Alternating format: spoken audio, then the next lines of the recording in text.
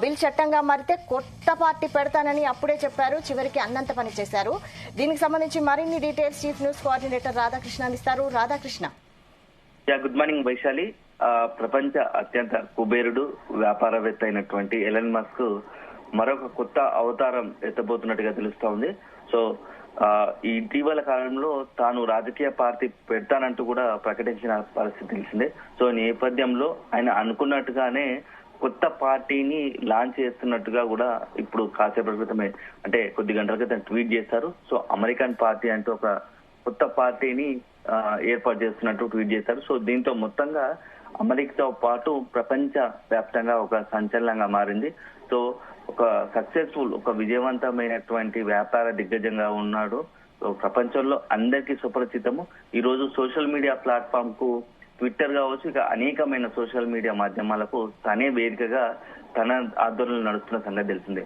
So ఇలాంటి Elon Musk ఇప్పుడు రాజకీయ నాయకుడిగా రాజకీయ పార్టీని పెట్టి ఏం చేయబోతున్నాడు అనేది ఆసక్తికరంగా మారింది.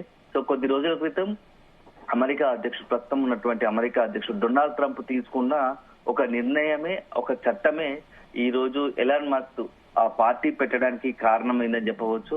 ఎందుకంటే మొన్నటి ఎన్నికల్లో కూడా డొనాల్డ్ ట్రంప్ కు మద్దతు ఇస్తూ డొనాల్డ్ ట్రంప్ తో కలిసి డొనాల్డ్ ట్రంప్ అధ్యక్షుడు అయ్యేందుకు సహకరించాడు. ఒక రకంగా తను పూర్తి స్థాయిలో వెన్నుదన్నుగా నిలిచి డొనాల్డ్ ట్రంప్ అధ్యక్షుడు కావడానికి కారణమయ్యాడు. సో అలాంటి డొనాల్డ్ ట్రంప్ కు అమెరికా అధ్యక్షుడు ఉన్నటువంటి డొనాల్డ్ ట్రంప్ కు ఎలాన్ మస్క్ మధ్య పొరచూపిన విభేదాలు, ఒక చట్టంపై ఏదైతే విభేదాలు వచ్చాయో దాని కారణంగానే పార్టీ ఏర్పడిందని చెప్పవచ్చు. సో ఇక్కడ ఇటీవల కాలంలో అమెరికా ప్రభుత్వం కొత్త చట్టం తీసుకొచ్చింది, వన్ బ్యూటిఫుల్ బిల్.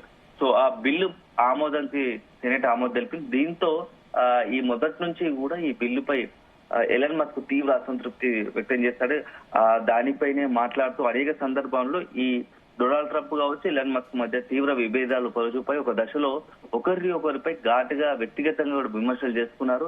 నేను నా మద్దతు లేకపోతే ఈ రోజు డొనాల్డ్ ట్రంప్ అధికారంలోకి వచ్చేవాడా అని చెప్పేసి కూడా ఎలన్ మస్క్ నేరుగానే ప్రశ్నించిన సందర్భాలున్నాయి. తర్వాత కొద్ది రోజులు ఆ సమస్య సద్దుమణిగినట్టు అనిపించింది. కానీ ఆ ఇంటర్నల్ గా మాత్రం ఎలన్ మస్క్ ఏదైతే ఆ బిల్లు ఒకసారి కనుక ఆమోదం తెలుసు దానిపైన ఖచ్చితంగా పునరాలోచన చేయాల్సి వస్తుందని చెప్పేసి ఇదివరకే ప్రకటించారు.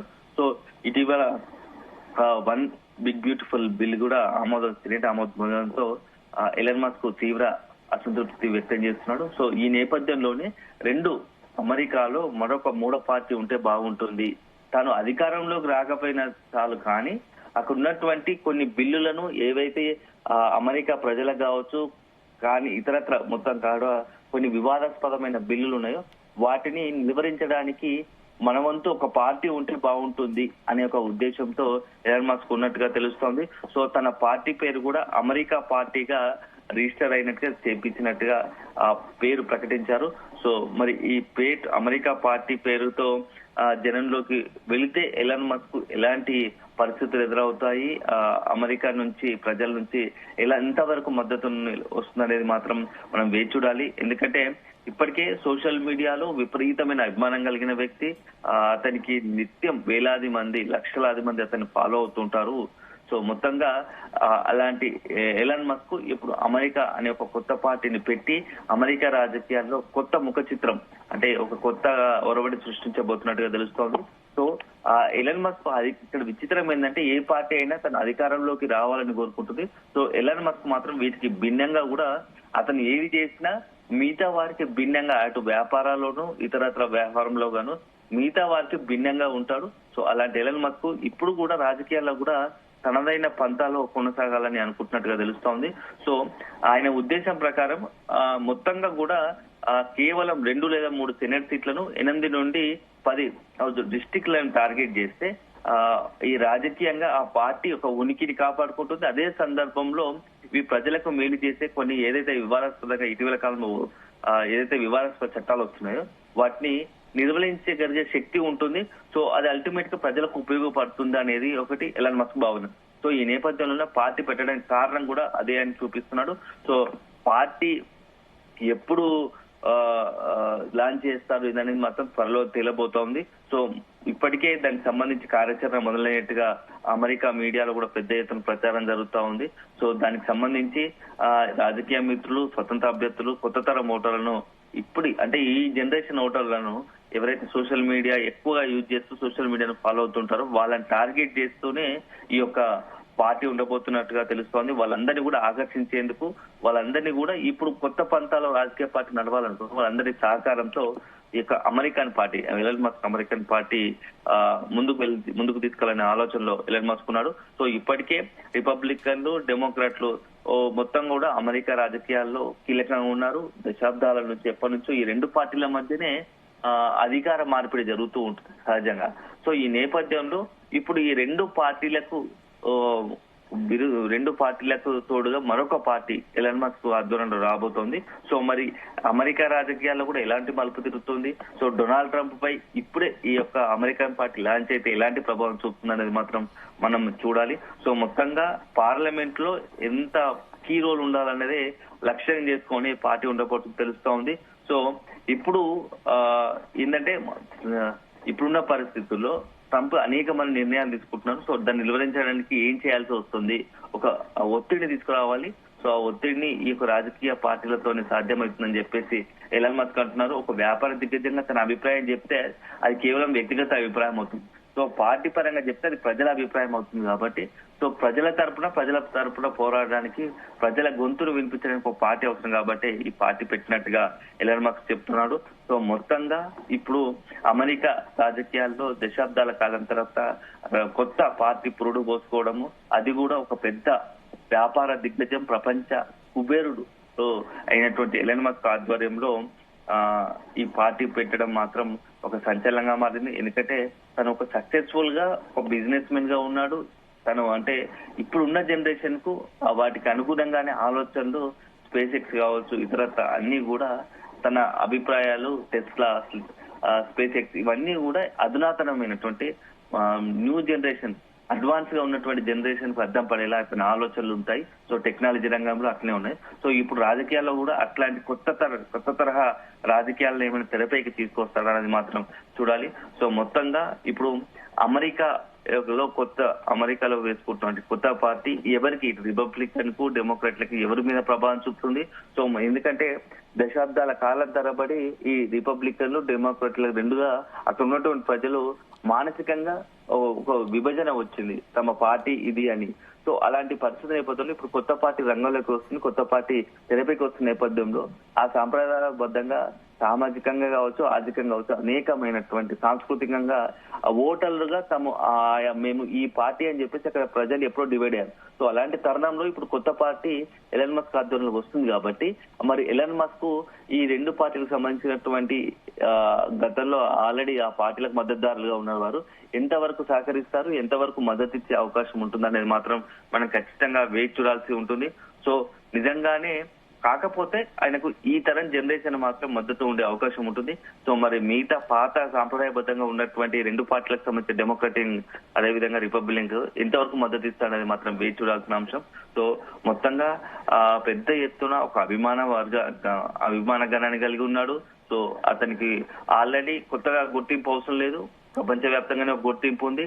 సో ఇలాంటి ఎలన్ మస్క్ సాంకేతిక పరిజ్ఞానంగా, టెక్నాలజీ పరంగా అనేకమైనటువంటి కొత్త కోణాలు, కొత్త వాటిని వస్తున్నటువంటి ఎలన్ మస్క్ ఇప్పుడు రాజకీయ పార్టీ ద్వారా ఏం చెప్తాడు, తన అభిప్రాయాన్ని ఎలా కుండబద్దలు కొడతాడు, సో అక్కడ ఉన్నటువంటి అమెరికా ప్రజల్ని ఎంతవరకు మెప్పించగలడు. సో నిజంగానే ఎలన్ మస్క్ అక్కడ ఉన్నటువంటి ప్రజల మద్దతు వస్తే అప్పుడు డెమోక్రాట్లు, రిపబ్లికన్ల పరిస్థితి ఎలా ఉంటుంది అనేది మాత్రం కాస్త ఆసక్తికరంగా మారింది. సో ఏదేమైనా అమెరికాలో కొత్త పార్టీ పురుడు పోసుకోవడం కానీ చాలా మంది స్వాగతిస్తున్నారు.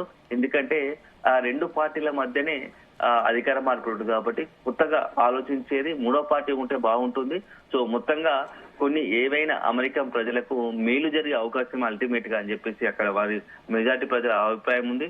సో ఇక నెక్స్ట్ తదుపరి ఎలాన్ మస్క్ లక్ష్యం ఏంటి, తన పార్టీ పెట్టడానికి కారణం ఏంది, కేవలం తనకు నచ్చని చట్టాలు తీసుకొస్తున్నారని పార్టీ పెడితే సరిపోదు కదా అని ఒక కొత్త భావన ఉంది.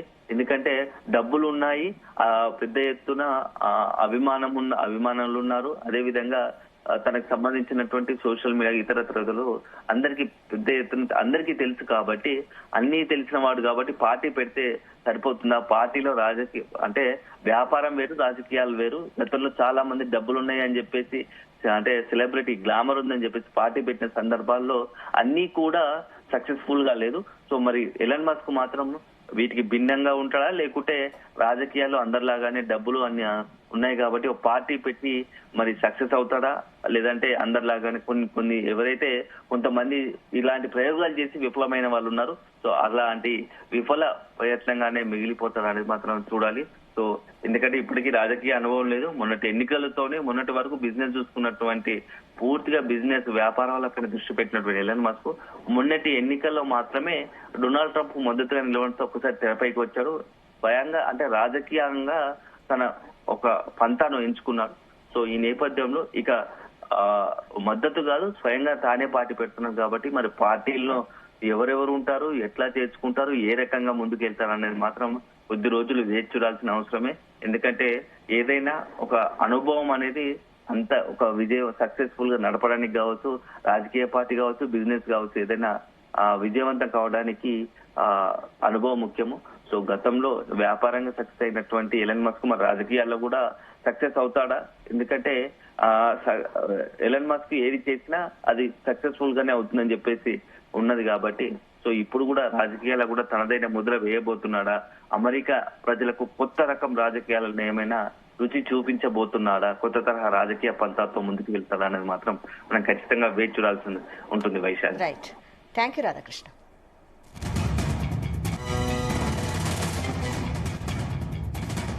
ఎలన్ మస్క్ అన్నంత పని చేశాడు. అమెరికా ప్రెసిడెంట్ డొనాల్డ్ ట్రంప్ కు బిగ్ షాక్ ఇస్తూ కొత్త పార్టీ పెట్టాడు.